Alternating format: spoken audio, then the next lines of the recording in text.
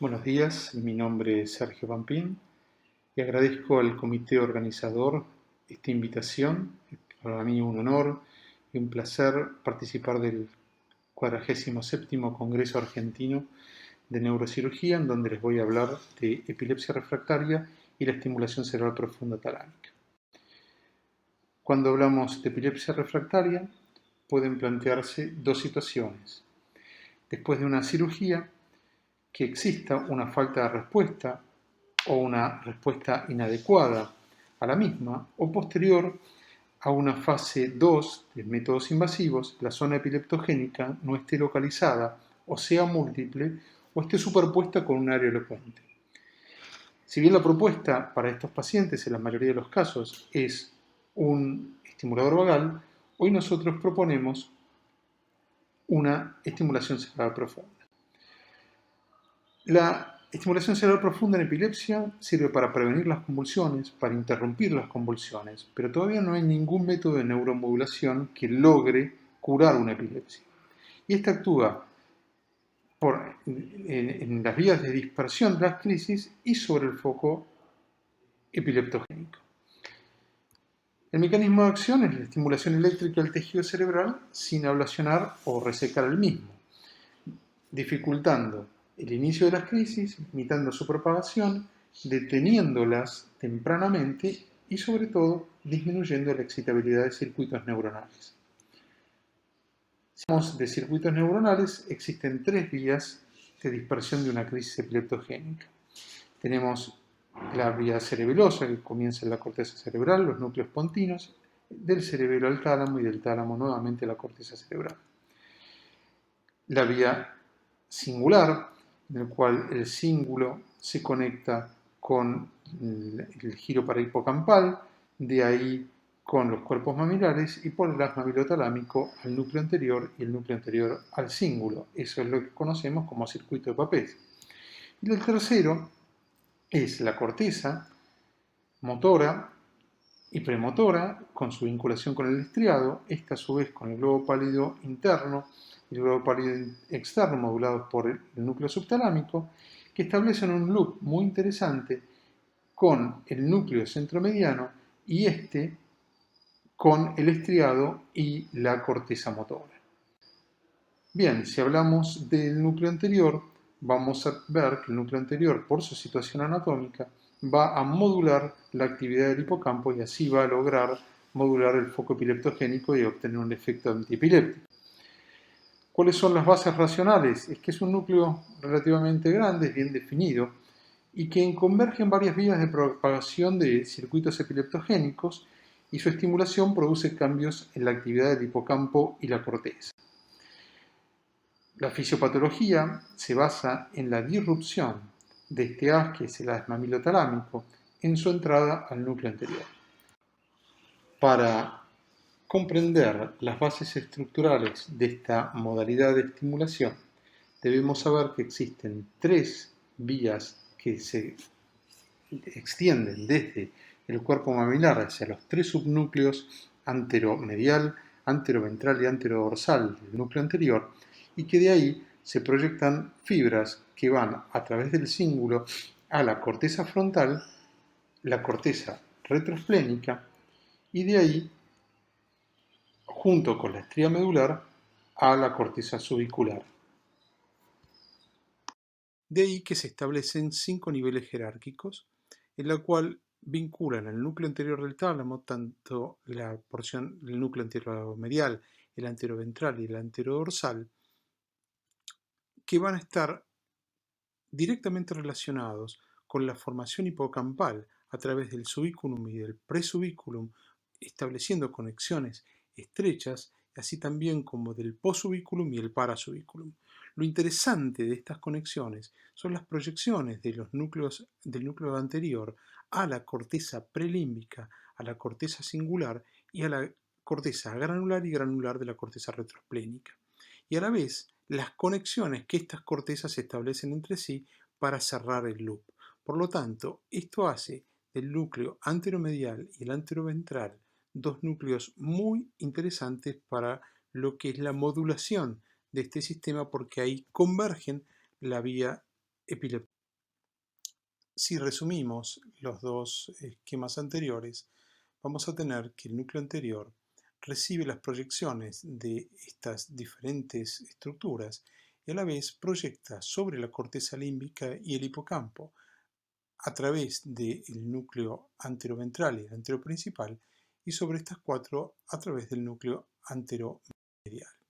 Por lo tanto, si vamos a las modificaciones electroencefalográficas y la base electrofisiológica, encontramos que el núcleo anterior puede modificar la actividad eléctrica de los circuitos neuronales e influenciar ese electroencefalograma induciendo sincronización neuronal. ¿Entre qué dos estructuras?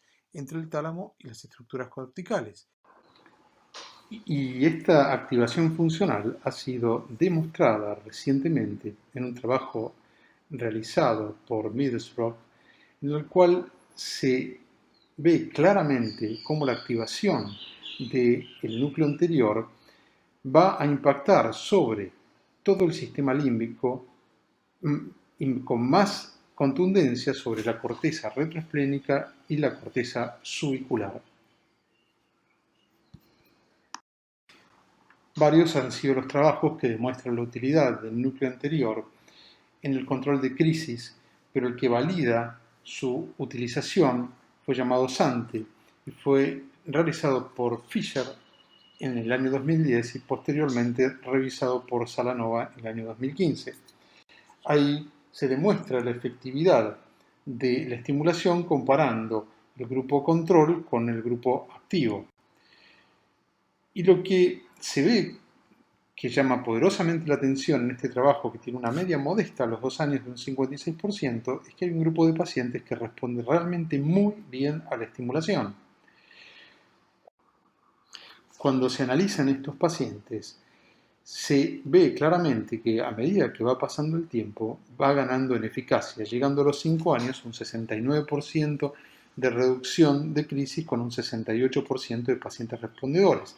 Y en el trabajo extendido, lo más notable es que esta llega a un 75%. Por lo tanto, se determinan dos parámetros muy importantes, que la velocidad de respuesta y el sitio de complejidad del foco epileptogénico son vitales para la mejoría de estos pacientes, así también como estos mejoran el... Pero lo que continuaba llamando la atención es que este grupo de pacientes que evolucionaba muy bien inicialmente, seguían manteniendo esta buena evolución. Y la explicación se da en 3 parámetros fundamentales.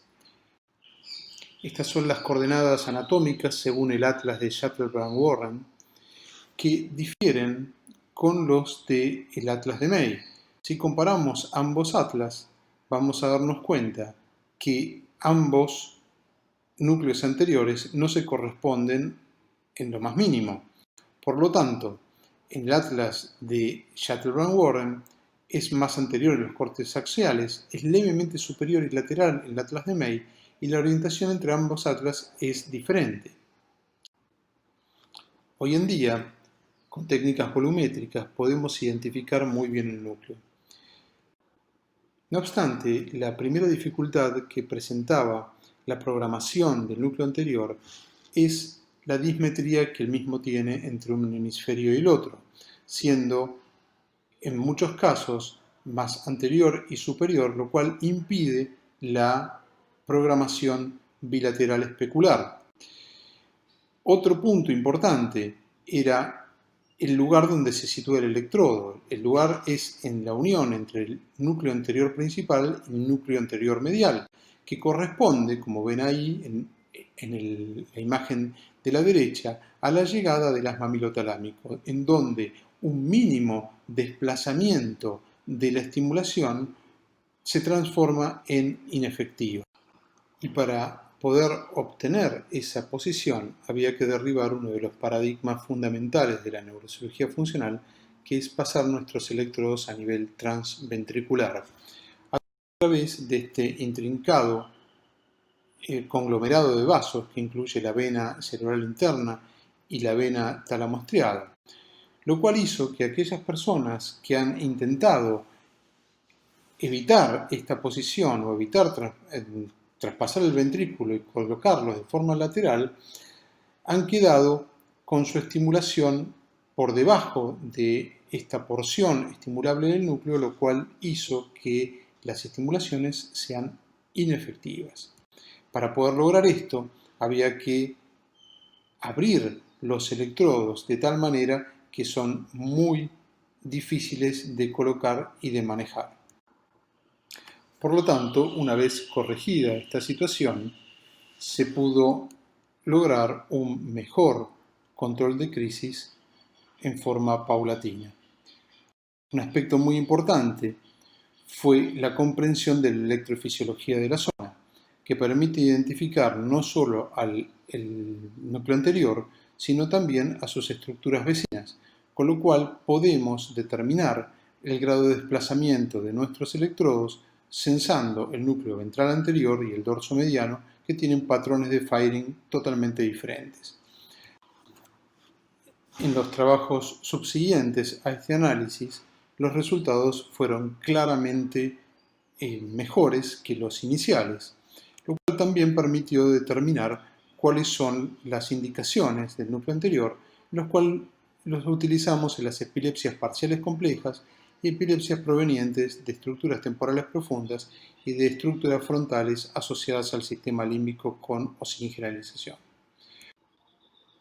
Comenzamos a hablar del núcleo centromediano, en el cual su efecto antiepileptogénico lo va a ejercer a través del estriado y de la corteza motora.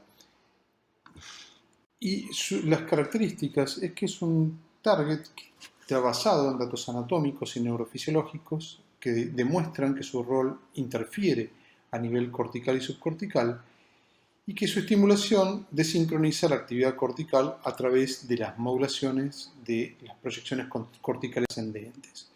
Esto es lo que hizo en 1987 Francisco Velasco, plantear la teoría que un estímulo de alta frecuencia, tanto en la actividad nuclear como en las proyecciones difusas, interfiere en la propagación de crisis, provocando desincronización de la corteza.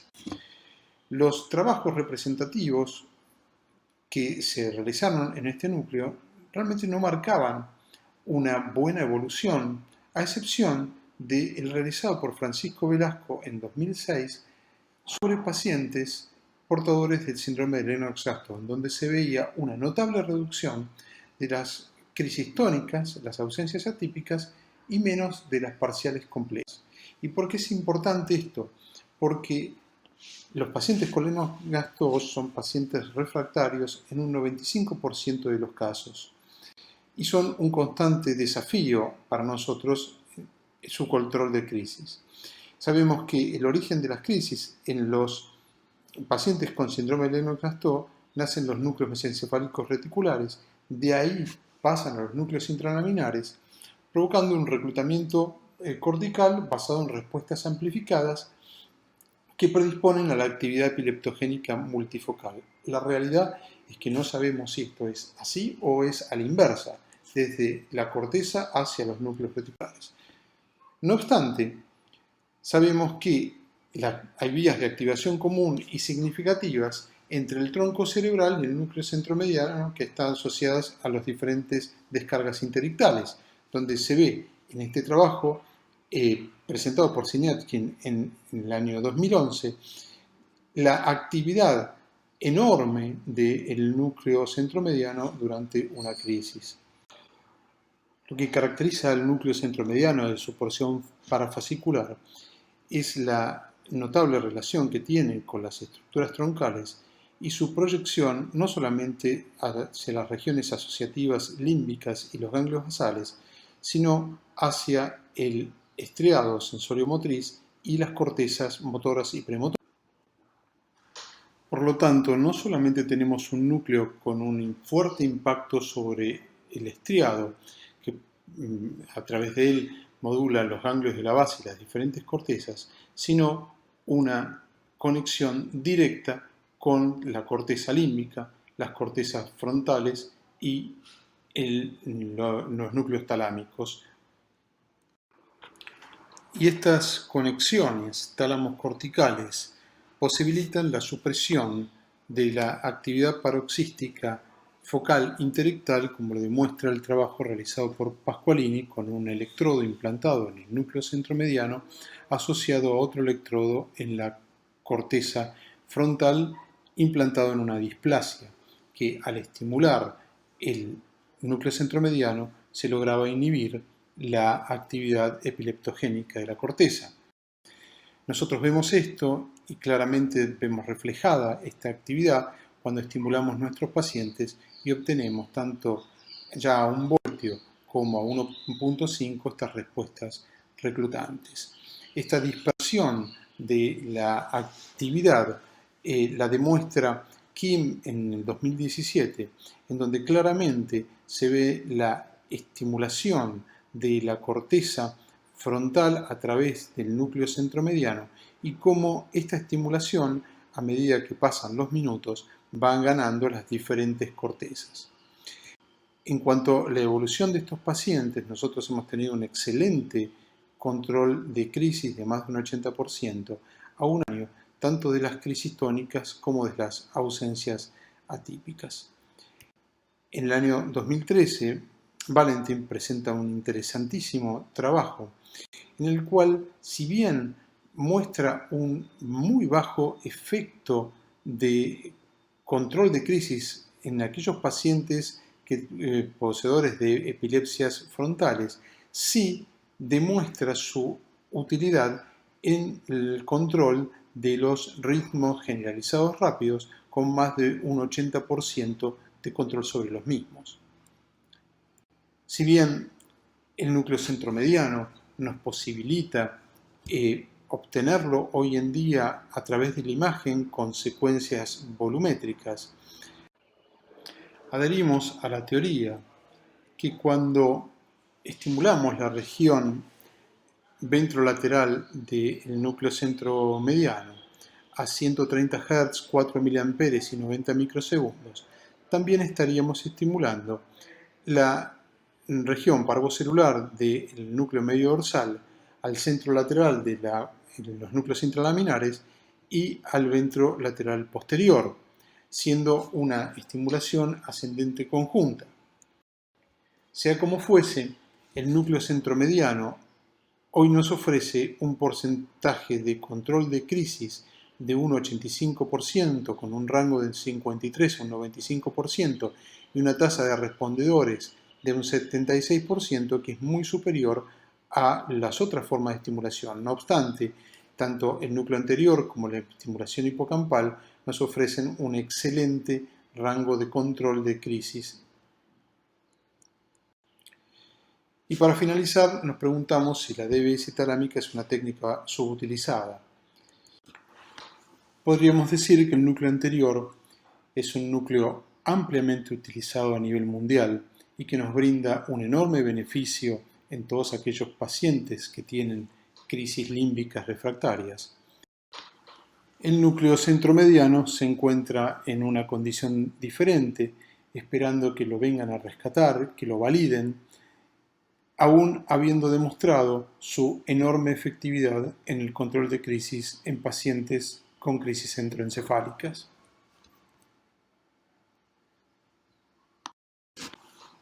La única solución es la generación de trabajos de investigación con mayor número de pacientes que consideren diferentes variables y sobre todo la calidad de vida de estos pacientes.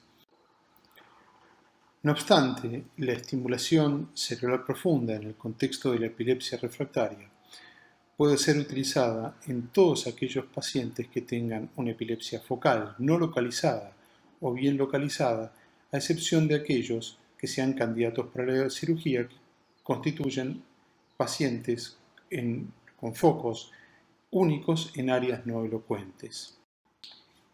Y el por qué proponemos la utilización de la estimulación cerebral profunda en pacientes epilépticos refractarios radica que se muestran más efectivos no solamente en el porcentaje de reducción de convulsiones, sino en la tasa de respondedores, lo cual lo constituye un método eficaz y de mayor control de crisis en comparación con otros métodos de neuromodulación. Acá estamos con el doctor Fabián Peimonte en la Fundación CENIT, con el cual tengo el honor y el placer de compartir esta actividad que nos apasiona. Muchas gracias por su atención.